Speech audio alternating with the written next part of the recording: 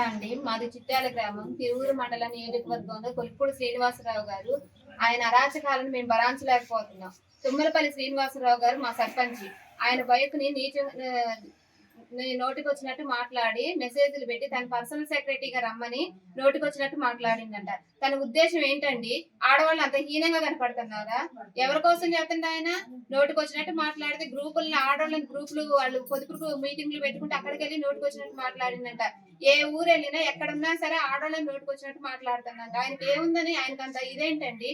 చంద్రబాబు నాయుడు గారు ఇన్ని రోజుల నుంచి మేము ఎంతసేపు ఎక్కడికి వస్తే అక్కడ మాట్లాడుతున్నాం, పోరాడుతున్నాం, అయినా కానీ పట్టించుకోవట్లేదు. ఈ గవర్నమెంట్ తరఫున మాకు ఎటువంటి ఉపయోగం లేదు.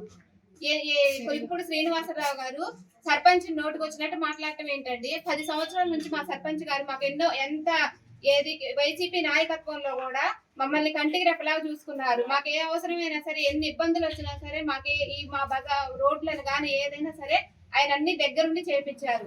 అటువంటి ఆయన ఎన్ని హింసపరచాల్సినంత అవసరం లేదు, నోటికి వచ్చినట్టు మాట్లాడాల్సినంత అవసరము లేదు. కొలిపూడి శ్రీనివాసరావు గారిని తీసేయాల్సిందే. ఆయన మాకు అవసరం లేదు. ఎమ్మెల్యేగా మాకు వద్దు.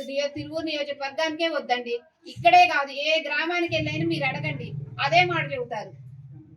తీసుకొచ్చి ఎమ్మెల్యేగా నిలబెట్టారంటే మేము ఆయన కోసం ఎంతో పోరాడి ఎంతో మంచి అభివృద్ధి చేస్తాడని మేము రయ్యం బొగులు కష్టపడి తిరిగాము ఆయన అమ్మడబడి. కానీ లాస్ట్ మాకు చెప్పు చూపించాడు. చూడండి ఎలా చేశాడు.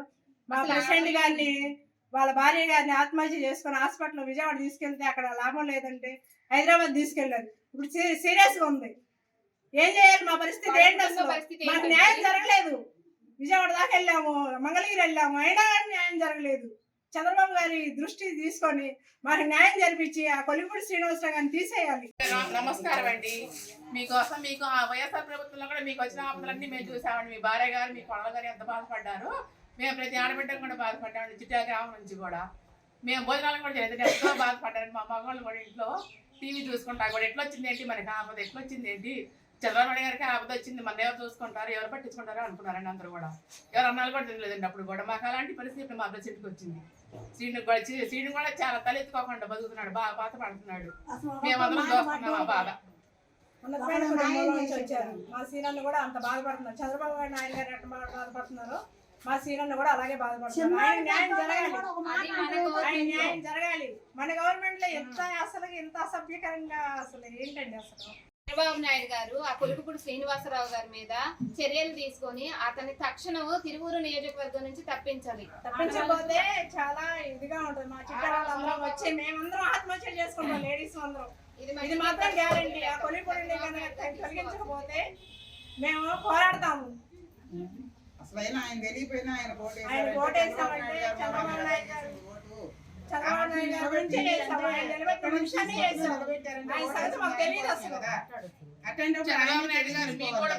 మేమందరం బాధపడ్డామండి, ఎంతో బాధపడ్డాం.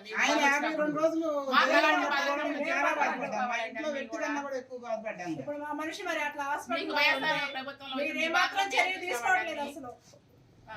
అప్పుడు మేము చాలా మంది బాధపడ్డామండి. అందులో మా గురించి కూడా మీరు చూసి కొద్దిగా కనికరించి అట్లా చేయాలని ఇబ్బందుల్లో ఉన్నాం, బాధల్లో ఉన్నాం. మీరు కనికరించి మేము మాకు మాత్రం న్యాయం జరగాల్సింది. ఆ కొలిపూడి శ్రీనివాసరావు తీసేయాలి. మాకు వద్దు అసలు. పర్సనల్ గా ఫోన్ నెంబర్లు అడగటం, ఫోన్ నెంబర్ ఏదైనా పని మీద వెళ్తే పర్సనల్ గా రమ్మంటాం. ఒక్కళ్ళే రండి, లేడీసే రండి, జెంట్స్ ఎంబడి పెట్టుకొని రావద్దు. ఇలాంటివి ఏంటండి అసలు? మాకు ఈ కష్టాలు ఏంటి అసలు? మేము కావాలని గెలిపించుకొని తిరిగి ఇవన్నీ చేసి ఇలా అవాస్పాలు అవ్వాలి మేము.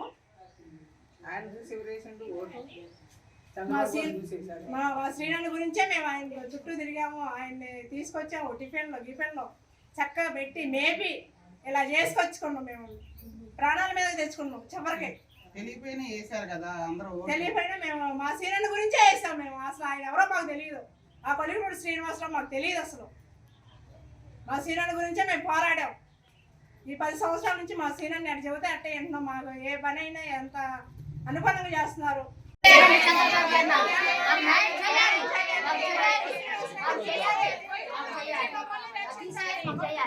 మమ్మల్ని రక్షించాలి, న్యాయం చేయాలి.